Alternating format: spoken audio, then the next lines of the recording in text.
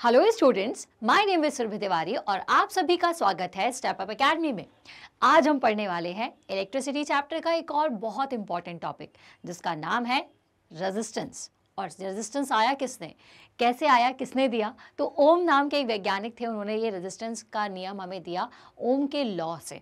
अब ये ओम का लॉ क्या होता है, तो आज के इस वीडियो में ना हम दो तीन चीज़ें पढ़ने वाले हैं, जिसमें से जैसे सबसे पहले हम जानेंगे कि ओम्स लॉ क्या होता है, फिर हम जानेंगे रेजिस्टेंस क्या है, और हम ये भी जानेंगे कि कौन कौन से फैक्टर्स हैं जिस पर रेजिस्टेंस डिपेंड करता है। अब रेजिस्टेंस के बारे में पढ़ें, लेकिन उससे पहले ज़रूरी है ओम के नियम के बारे में जानना। अब भाई, पहले जितने भी रिसर्चर्स होते थे, अभी भी जो रिसर्चर्स हैं, वो समय पर समय एक अपना अपना इन्वेंशन करते रहते हैं। उसी तरह से ओम ने भी एक इन्वेंशन किया। This law was given by German physicist George Simon Ohm in the year 1827। तो मतलब 1827 की ये बात है। जॉर्ज सिमोन ओम नाम के एक वैज्ञानिक थे, उन्होंने एक लॉ दिया। उस लॉ के अकॉर्डिंग हमें वोल्टेज और करंट के बीच में एक रिलेशनशिप मिली। हम पोटेंशियल डिफरेंस के बारे में समझ चुके थे और ये भी जान चुके थे कि करंट क्या होता है, क्योंकि जब भी पोटेंशियल डिफरेंस दिया जा रहा था तो चार्ज फ्लो हो रहे थे। लेकिन हमने एक बात ये समझी कि जैसे जैसे हम वोल्टेज को बढ़ाते हैं, करंट का फ्लो भी बढ़ता जाता है। तो ये जो स्टेटमेंट है, ये प्रूफ किया ओम ने। उन्होंने बताया कि किसी भी क्लोज्ड इलेक्ट्रिकल सर्किट में अगर आप पोटेंशियल अप्लाई करते हो, मतलब कि आप अगर बैटरी अप्लाई करते हो, तो उससे करंट फ्लो करता है। दूसरी चीज़ कि ये जो वोल्टेज है वो डायरेक्टली प्रोपोर्शनल होता है करंट के। मतलब जैसे जैसे आप वोल्टेज को बढ़ाएंगे वैसे वैसे करंट की वैल्यू भी इंक्रीज होगी। तो उन्होंने ये बताया कि V is directly proportional to I। तो according to this law, the electrical current flowing through a conductor, यहाँ पर एक करंट और होना था, the electrical current flowing through the conductor is directly proportional to the potential difference applied across its end providing the physical condition such as temperature remain unchanged. अब एक बात और याद रखनी है, उन्होंने कहा कि V is proportional to I, मतलब कि किसी भी क्लोज सर्किट में जो वोल्टेज हम अप्लाई करते हैं वो उसके करंट के डायरेक्टली प्रोपोर्शनल तो है, लेकिन ये बात तभी साबित होगी, ये जो स्टेटमेंट दिया है ये तभी प्रूफ होगा जब फिजिकल कंडीशंस सारी कांस्टेंट हो। ये जैसे कि फिजिकल कंडीशन अगर आप इलेक्ट्रिकल सर्किट के केस में बात करते हो तो टेम्परेचर, ऐसा ना हो कि कभी टेम्परेचर ज़्यादा है कभी टेम्परेचर कम है, हमेशा टेम्परेचर को कांस्टेंट ही रखना होगा, तब जाकर के V directly proportional to I का ये जो स्टेटमेंट है ये प्रूफ होता है। तो इनके लॉ से हमें एक बात समझ में आ गई कि वोल्टेज को बढ़ाने से करंट इंक्रीज होगा। मतलब अगर मुझे सर्किट में ज़्यादा करंट चाहिए है तो मुझे ज़्यादा वोल्टेज अप्लाई करना होगा। Simple is that. तो यही लॉ जो था ओम ने हमें दिया।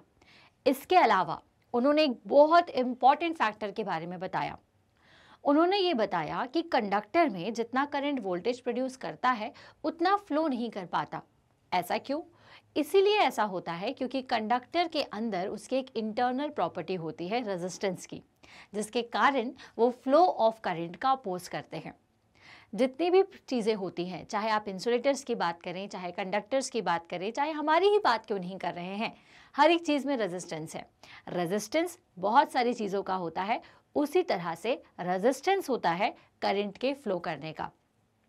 तो यहाँ पर ओम ने इलेक्ट्रिकल सर्किट के सेंस में हमें समझाया कि इलेक्ट्रिकल सर्किट में जब आप वोल्टेज देते हो तो वो करंट कैसे फ्लो करता है और किन कारणों से करंट की वैल्यू लिमिट हो जाती है। मतलब कि इजीली करंट फ्लो नहीं कर सकता। आपने किसी भी इलेक्ट्रिकल अप्लायंस को देखा होगा कि हल्का सा वो गर्म आपको महसूस होता है। ऐसा क्यों होता है? क्योंकि जो एनर्जी रुकती है, जो फ्लो पूरी तरह से नहीं कर पाती, वो एनर्जी रजिस्टर हीट के फॉर्म में डिसिपेट कर देता है।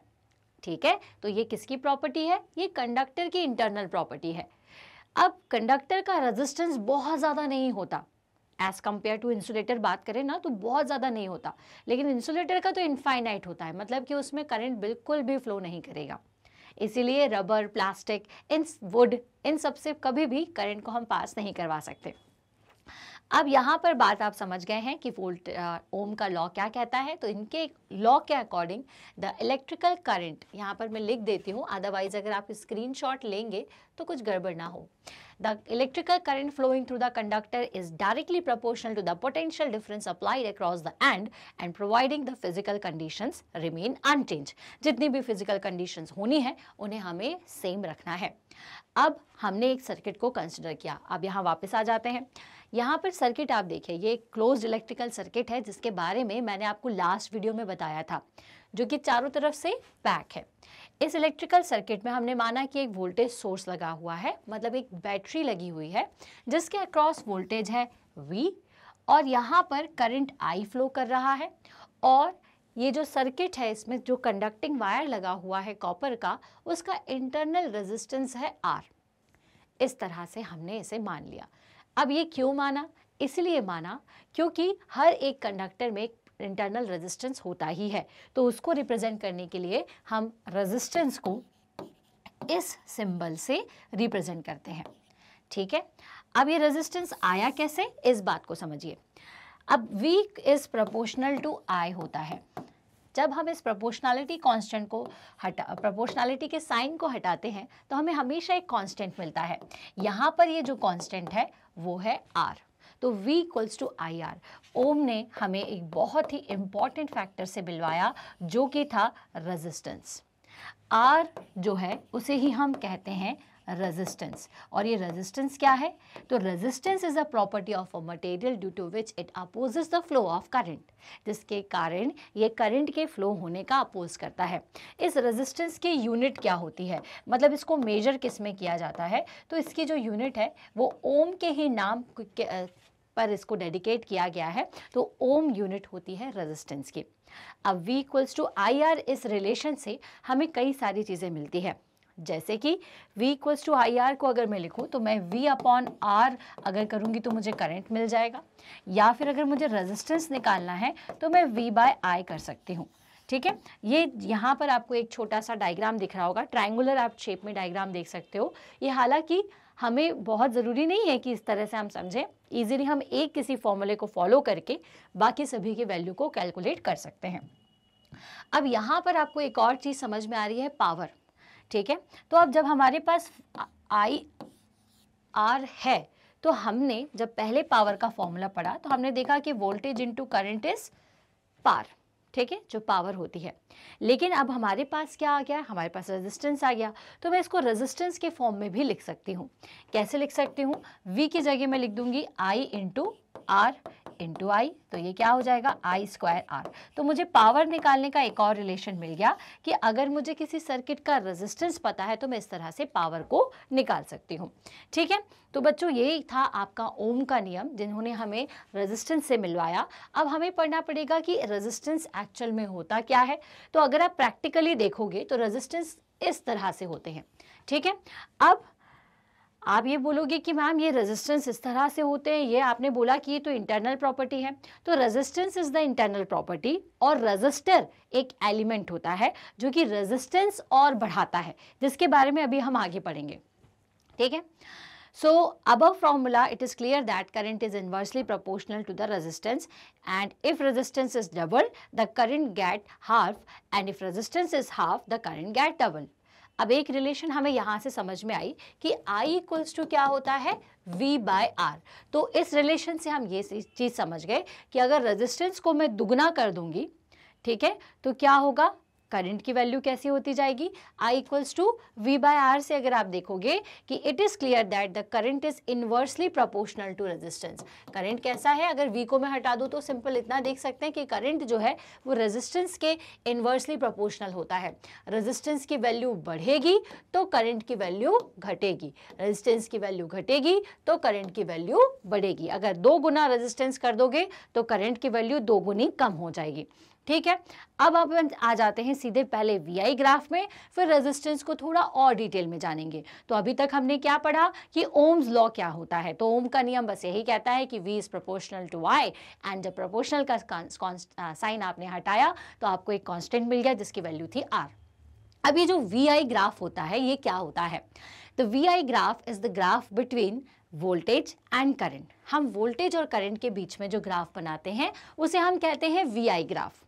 वोल्टेज की अलग अलग वैल्यू पर करंट की क्या क्या वैल्यू आ रही है उस स्लोप से हमें एक वीआई ग्राफ मिलता है, और इस स्लोप से हम एनालिसिस करते हैं कि वोल्टेज के बढ़ाने पर क्या करंट बढ़ रहा है या नहीं बढ़ रहा है। तो ओम का नियम कहता है कि V is directly proportional to I। तो जैसे जैसे वैल्यू V की बढ़ना चाहिए वैसे वैसे यहाँ पर किसकी वैल्यू इंक्रीज होना चाहिए, वैसे वैसे करंट की वैल्यू इंक्रीज होना चाहिए। फॉर एग्जाम्पल यहाँ पर वैल्यू थी 2, फिर 4, 6, 8, और यहाँ पर देखिए वैल्यू है 1, 2, 3, 4। तो मतलब वोल्टेज के बढ़ने के साथ साथ करंट भी बढ़ रहा है। तो the graph between the potential difference V and the corresponding current found to be a straight line passing through the origin for ohmic metallic conductor. तो जितने भी कंडक्टर जो कि ओमिक होते हैं, मतलब कि जो ओम के नियम का पालन करते हैं, ओम के लॉ को फॉलो करते हैं, वो सारे कंडक्टर्स के लिए अगर आप वीआई ग्राफ बनाओगे तो वो ग्राफ आपको कैसे मिलेगा, ऐसा। और वीआई ग्राफ से आप क्या समझते हो, आपको ये समझ में आता है कि कितना वोल्टेज देने पर कितना करंट फ्लो कर रहा है। अगर ये ग्राफ कुछ ऐसा है, ठीक है, या फिर ये ग्राफ आपका कुछ ऐसा है, तो दैट मीन्स कि जो कंडक्टर है वो ओम के लॉ को फॉलो नहीं कर रहा है, वोल्टेज बढ़ाने पर करंट इंक्रीज नहीं हो रहा है। आई बात समझ में? तो ये होता है ओम का नियम। तो ओम का नियम जब आप एग्जाम में लिखेंगे तो आपको पहले स्टेटमेंट लिखना होगा, और वो स्टेटमेंट आप क्या लिखोगे, ये, ठीक है। देन उसके बाद आपको जो छोटा सा डेरिवेशन है वो बनाना पड़ेगा। डेरिवेशन मतलब कि जो हमने बोला है उसी को आपको इस तरह से डेरिवेटिव फॉर्म में लिखना पड़ेगा। एंड देन उसके बाद आपको ये वीआई ग्राफ बनाना होगा विद सर्किट डायग्राम। अब आ जाते हैं रेजिस्टेंस पर। तो जैसे मैंने आपको कहा कि it is the property of a conductor due to which it opposes the flow of current, मतलब जिसके कारण ये करंट का अपोज करे, चार्जेस को फ्लो होने के लिए दिक्कत पैदा करे, ठीक है। अब देखो एक रास्ता ऐसा था सिंपल जाने के लिए, तो मैं सीधे चली गई। अब एक रास्ता ऊबड़ खाबड़ है, तो आप लोगों को दोस्तों जाने में होगी ना दिक्कत, ऊपर नीचे, तो आपकी स्पीड कैसी हो जाएगी, कम। तो यही काम आपका रेजिस्टेंस करता है। क्या करता है, ये अपने करंट को ना प्रॉपरली फ्लो नहीं करने देता है। इसी वजह से हम ये कहते हैं कि it opposes the flow of current. Okay, अब इसको हम ग्रीक लेटर ओम से इस यूनिट को डिनोट करते हैं, जो कि ये इस तरह से होती है, ये याद रखना है आपको, ठीक है। और रेजिस्टेंस अगर मुझे किसी भी कंडक्टर का निकालना है तो मैं कैसे निकाल सकती हूँ, R इक्वल्स टू V/I, ठीक है। इस वैल्यू से हम रेजिस्टेंस की वैल्यू को फाइंड आउट कर सकते हैं। अब यहाँ पर एक छोटा सा डायग्राम आपको दिख रहा है। आप देख पा रहे हो कि पहले बॉल्स को मूव करने में, एक पॉइंट से दूसरे पॉइंट में जाने में इतना टाइम नहीं लग रहा, लेकिन जैसे वो रेजिस्टर से जा रही हैं तो उनकी स्पीड कैसी हो जाती है, स्लो हो जाती है। और अगर स्पीड स्लो हो गई चार्जेस की तो rate of flow of charges current, तो अगर जिस रेट से चार्जेस फ्लो कर रहे हैं वही अगर आप स्लो कर देंगे तो करंट की वैल्यू भी कैसी हो जाती है, कम हो जाती है, ठीक है। अब यहाँ पर it is said to be 1 ohm if potential difference of 1 volt across the ends of conductor make current of 1 ampere to flow through it, ठीक है। अगर हम किसी सर्किट में 1 वोल्ट का वोल्टेज अप्लाई करते हैं और अगर उससे 1 एम्पियर का करंट फ्लो करता है तो हमें वहां पर 1 ओम का रेजिस्टेंस मिलेगा। तो 1 ohm resistance equals to 1 volt upon 1 ampere. Now some important terms. अब जैसे बच्चे बड़ा कंफ्यूज होते हैं कि क्या मैम रजिस्टर और रेजिस्टेंस ये डिफरेंट है, are resistance and resistor different और दे आर सेम। तो इन बातों को चलिए जानते हैं।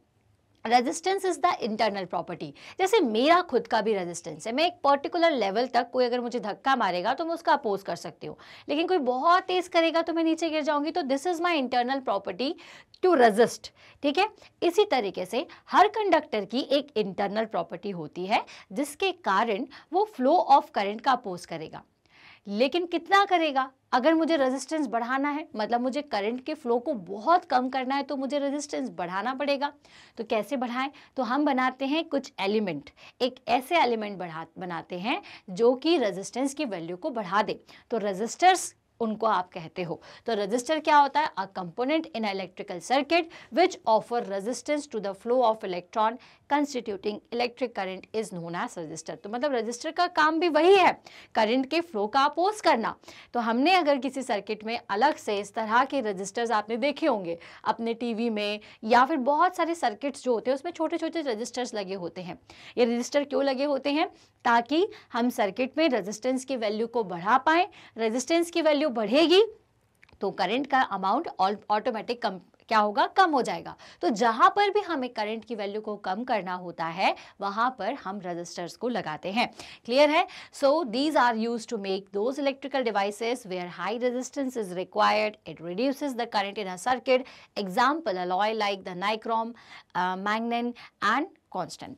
ठीक है, अब ये इतना ज़्यादा इंपॉर्टेंट नहीं है आखिरी वाली लाइन, सिंपल आप इतना समझ जाइए कि जो आपका रेजिस्टेंस है, जो रजिस्टर है, वो उस सर्किट में यूज़ करेंगे जहाँ पर हमें करंट की वैल्यू को बहुत लो करना है, कम करना है। आपको पता है कि आप जो मोबाइल फ़ोन देख रहे हो या फिर आप जो लैपटॉप चला रहे हो उन सभी में रजिस्टर्स हैं? बिल्कुल है, क्योंकि वहाँ हर जगह हमें करंट की वैल्यू को लिमिट करना होता है। ठीक है, आ जाते हैं आगे। अब रियोस्टेट क्या होता है? अब ये जो रेजिस्टेंस है ना, अब मैंने भैया मार्केट से गई और एक रजिस्टर खरीद के ले आई। अब मान लीजिए उसकी वैल्यू है 2 ओम, लेकिन मुझे क्या करना है? मुझे उसको कम रेजिस्टेंस भी एक ऐसे रजिस्टर की भी मुझे ज़रूरत है जिसका कम रेजिस्टेंस हो। तो क्या किया जाए? तो हम क्यों ना एक ऐसा डिवाइस या फिर एक ऐसा एलिमेंट यूज़ कर लें, कंपोनेंट यूज़ कर लें जो कि हमारी रेजिस्टेंस को बढ़ा और घटा पाए। तो रियोस्टेट वो काम करता है। Rheostat is a device which is used to control the flow of electric current by manually increasing और डिक्रीजिंग द रेजिस्टेंस। इसकी मदद से, ये वेरिएबल रजिस्टर कहलाता है, इसकी मदद से हम क्या करते हैं? इसको आगे पीछे करके हम रजिस्टर्स की वैल्यू को, रेजिस्टेंस के अमाउंट को सर्किट में कम या फिर ज़्यादा करते हैं। ठीक है, तो दिस इज कॉल्ड रियोस्टेट और वेरिएबल रेजिस्टेंस। अब गुड कंडक्टर और बैड कंडक्टर क्या होते हैं? ये वर्ड भी आपको सुनने को मिलेगा। तो गुड कंडक्टर वो होते हैं जिसमें हम इजीली करंट का फ्लो करवा पाते हैं, उन्हें हम कहते हैं दे आर गुड कंडक्टर। ठीक है, सो जिसमें आपका रेजिस्टेंस की वैल्यू लो होती है वो होते हैं आपके गुड कंडक्टर। दूसरा पॉइंट, पहला पॉइंट क्या? The material through which the current passes easily is good conductor. और इस तरीके के मटेरियल में सेकंड पॉइंट क्या लिखोगे? कि in such kind of material the value of resistance is very low. इसमें रेजिस्टेंस की वैल्यू कम होती, क्योंकि भाई जहां पर रेजिस्टेंस की वैल्यू कम होगी वहीं पर तो करंट फ्लो कर पाएगा ना। करंट का फ्लो कंडक्शन ऑफ करंट कहलाता है, और कंडक्शन जो करवाए उसको हम कंडक्टर कहते हैं। तो भाई वो गुड कंडक्टर हुए। ठीक है, आ जाते हैं फिर नेक्स्ट, आपका नेक्स्ट है पुअर कंडक्टर। तो भाई जिन मटेरियल से करंट प्रॉपरली फ्लो नहीं कर पाएगा उसे आप क्या कहोगे? उसे आप कहोगे पुअर कंडक्टर। अब ये पुअर कंडक्टर कैसे बन गए? ऐसे बन गए कि इनके यहाँ पर नहीं, इनमें रेजिस्टेंस की जो वैल्यू होती है वो बहुत ज़्यादा होती है, इनफाइनाइट होती है। इंसुलेटर्स क्या होते हैं? मतलब बहुत ज़्यादा है। अब इंसुलेटर की बात करें तो भाई जिसमें और भी ज़्यादा रेजिस्टेंस हो और ज़्यादा वैल्यू है, तो अब material which offer the very very high resistance to the flow of current और to the flow of charge is known as insulator. जैसे रबर, प्लास्टिक, ड्राई वुड, ये सब आपके इंसुलेटर्स के एग्जाम्पल्स हैं। ठीक है, अब आप बोलेंगे पुअर कंडक्टर कौन है? तो भाई जिसको, जो थोड़ा बहुत करंट को पास करवा भी ले, ठीक है, लेकिन हाई रेजिस्टेंस इसमें भी होता है, तो वो पुअर कंडक्टर आपके कुछ आ जाते हैं, जैसे स्टेनलेस स्टील आ जाते हैं, अलॉय ऑफ आयरन या क्रोमियम। तो इनसे करंट प्रॉपरली फ्लो नहीं कर पाता है। नाउ अब बारी आती है कि क्या किसी कंडक्टर से ज़्यादा करंट बहता होगा, किसी में ज़्यादा रेजिस्टेंस होगा। चलिए ठीक है, एक कॉपर का ही वायर है, अगर मेरे पास एक पतला वायर है और एक मेरे पास मोटा वायर है, तो क्या इन दोनों में रेजिस्टेंस सेम होगा या फिर कम ज़्यादा होगा? तो बिल्कुल आप सही सोच रहे हो, आपको समझना चाहिए इस बात को। कैसे समझोगे? तो कुछ फैक्टर्स हैं जिन पर रेजिस्टेंस की वैल्यू डिपेंड करती है, जैसे कि सबसे पहले तो लेंथ पर, दूसरी बात है एरिया पर, और तीसरी बात रेजिस्टिविटी पर। अब ये तीनों चीज़ें पर कैसे डिपेंड करती है तो चलिए देखते हैं। अब सबसे पहले अगर मैं बात करूं तो लेंथ ऑफ कंडक्टर, रेजिस्टेंस जो है वो किसी भी कंडक्टर के लेंथ पर डिपेंड करता है। R is directly proportional to L। ये रिलेशन ये कहता है जितने ज़्यादा लेंथ होगी उतना ज़्यादा रेजिस्टेंस होगा। The resistance of a conductor is directly proportional to the length. Since the resistance of a wire is directly proportional to the length, that is when the length of wire is double then resistance also be double. और अगर length को half कर दोगे तो resistance भी half हो जाएगा। तो पहली बात तो जितना लंबा वायर उतना ज्यादा रेजिस्टेंस। तो किस बात पर डिपेंड करता है बच्चों? लेंथ पर डिपेंड करता है। मान लीजिए कंडक्टर है तो यहां से यहां तक की जो लेंथ है इसके आर डायरेक्टली प्रोपोर्शनल होगा। अब मान लीजिए इससे छोटा अगर मैंने वायर लिया तो उसका रेजिस्टेंस कैसा होगा? कम होगा। अब आगे चलेंगे, दूसरा देखेंगे। तो भाई ये जो एरिया होता है ना, क्रॉस सेक्शन एरिया, मतलब कि अगर ये इस तरह से वायर है तो इसका जो क्रॉस सेक्शनल व्यू है, मतलब अगर मैं वायर को बीच में से कट करूं और बीच में मुझे जो सर्कुलर पोर्शन दिख रहा है तो उसका एरिया, मतलब ये क्या बन गया? मेरा सर्कल बन गया। तो पाई आर स्क्वायर। तो इस एरिया पर ये डिपेंड करता है। कैसे डिपेंड करता है? इसके इनवर्सली प्रोपोर्शनल होता है। जितना ज्यादा एरिया होगा उतना कम रेजिस्टेंस होगा, क्योंकि ये रिलेशन हमें यही बताता है कि R is inversely proportional to area. तो मतलब कि जितना जितना मोटा आप वायर को करते जाओगे, ठीक है, ये वायर को देखो और ये वायर को देखो, तो इसमें क्या होगा? रेजिस्टेंस की वैल्यू किसमें कम ज्यादा, अगर एरिया के हिसाब से देखा जाए तो हमें कम लगेगी जिसका एरिया ज्यादा होगा, क्योंकि R is inversely proportional to area. The resistance of a conductor is inversely proportional to the area of cross section. Area के इनवर्सली प्रोपोर्शनल है। तो क्योंकि resistance of a wire is inversely proportional to the area of cross section, that is when the area of cross section of the wire is double, the resistance get half, and when area of cross section of the wire is half, then the resistance will be double। Obvious सी बात है, क्योंकि inversely है। Area दुगना होगा तो resistance half हो जाएगा, एरिया आपका हाफ होगा तो रेजिस्टेंस दुगना हो जाएगा। अब तीसरी बात होती है रेजिस्टिविटी। रेजिस्टिविटी क्या होती है? अब रेजिस्टिविटी, अब सोचेंगे कि भाई रेजिस्टेंस, रेजिस्टिविटी ये सब सुने सुने लग रहे हैं, एक जैसे हैं क्या? तो बिल्कुल, रेजिस्टिविटी जो है ना ये मटेरियल के ऊपर डिपेंड करती है कि किस टाइप का मटेरियल है, ठीक है, और रेजिस्टेंस उसकी इंटरनल प्रॉपर्टी है। और रेजिस्टिविटी जो है उसे आप चेंज नहीं कर सकते। हर एक मटेरियल की रेजिस्टिविटी जो होती है वो कांस्टेंट होती है। फॉर एग्जांपल अगर मैंने सिल्वर लिया है या गोल्ड लिया है तो उनकी सबकी रेजिस्टिविटी जो फिक्स है वो हमेशा सेम ही रहेगी, क्योंकि रेजिस्टिविटी एक कांस्टेंट होता है। तो resistivity, the resistance of a conductor depends on the nature of the material of which it is made, and some material have low resistance where as other have high resistance. अब कुछ materials का resistance लो होता है, किसी material का resistance ज़्यादा होता है। So the rho is the constant proportionality, and it is called the electrical resistivity or specific resistance of material of a conductor। तो भाई जो आपके मटेरियल का रेजिस्टेंस जो कि फिक्स रहता है उसी को ही हम उसकी रेजिस्टिविटी कहते हैं, जो कि कभी भी चेंज नहीं होती है। So it is defined as the resistance of a conductor of unit length and unit area of cross section. तो पर यूनिट पर क्रॉस सेक्शन एरिया पर कितना रेजिस्टेंस है उसी के ही मेजरमेंट को हम रेजिस्टिविटी कहते हैं। तो जैसे यहाँ पर सिल्वर की 1.6 × 10⁻⁻8 ओम होती है, ठीक है। अब यहाँ पर क्योंकि ये किस पर डिपेंड कर रही है? पर यूनिट, पर लेंथ, पर एरिया पर डिपेंड कर रही है। और अगर मैं रो की वैल्यू निकालूं, देखो अगर हम रेजिस्टेंस को देखें बच्चों तो रेजिस्टेंस क्या होगा? रो L/A, ठीक है। और अगर मुझे रेजिस्टिविटी निकालनी है तो क्या होगा? ये R × A/L, ठीक है। अब ध्यान से देखिएगा कि अगर R की यूनिट ओम है, एरिया की है मीटर स्क्वायर और लेंथ की होती है मीटर, तो रो की जो यूनिट है वो क्या हो जाएगी? m स्क्वायर से m कैंसिल, रो की यूनिट हो जाएगी ओम मीटर, ठीक है। तो रेजिस्टिविटी की जो यूनिट होती है वो होती है ओम मीटर। इतनी बात समझ में आई।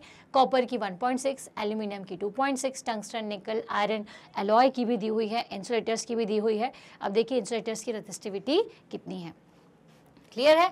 चलिए, तो यहाँ से हम रेजिस्टिविटी को समझ गए। तो resistivity material does not depend on its length और thickness but depends on the nature of substance and temperature. जो रेजिस्टिविटी होती है किसी भी मटेरियल की वो मैंने क्या कहा आपसे? कांस्टेंट होती है। लेकिन अगर टेम्परेचर को आप बढ़ा या घटा देंगे तो वो चेंज हो सकती है। ये लेंथ और एरिया पर डिपेंड नहीं करेगी, ये मटेरियल पर डिपेंड करेगी और टेम्परेचर पर डिपेंड करती है। तो it is a characteristic property of a material of the conductor and varies only if its temperature changes. किसी की भी कैरेक्टरिस्टिक्स, मतलब कैरेक्टरिस्टिक्स का मतलब क्या होता है? कैरेक्टरिस्टिक्स का मतलब होता है कि किसी की मटेरियल में वो चीज़ होगी ही होगी। तो ये किसी भी मटेरियल की रेजिस्टिविटी उसकी खुद की इंटरनल प्रॉपर्टी है। रेजिस्टेंस ऑफ अ कंडक्टर, उसकी जो पर यूनिट, पर लेंथ पर एरिया पर जो रेजिस्टेंस की मात्रा है उसी को ही हम रेजिस्टिविटी कहते हैं, जो हमेशा सेम होती है, जो सिर्फ और सिर्फ टेम्परेचर को बढ़ाने या घटाने से चेंज होती है। Insulators such as glass, rubber, ebonite, etc. have a very high resistivity. ये सारी चीज़ें आपके इंसुलेटर्स में आते हैं और इनकी रेजिस्टिविटी बहुत ज़्यादा होती है. बहुत ज़्यादा कैसे समझ में आ रही है? 10⁻12. मतलब बाकी सबकी हमारी माइनस में थी, लेकिन यहाँ पे कंडक्टर, अलॉय, इंसुलेटर्स की कंपैरिजन किया जाए तो आप देखिए इंसुलेटर जैसे कि glass, hard rubber, ebonite, diamond, paper, इन सब की जो रेजिस्टिविटी है वो बहुत ज़्यादा है, 10⁻10, बहुत ज़्यादा. ठीक है.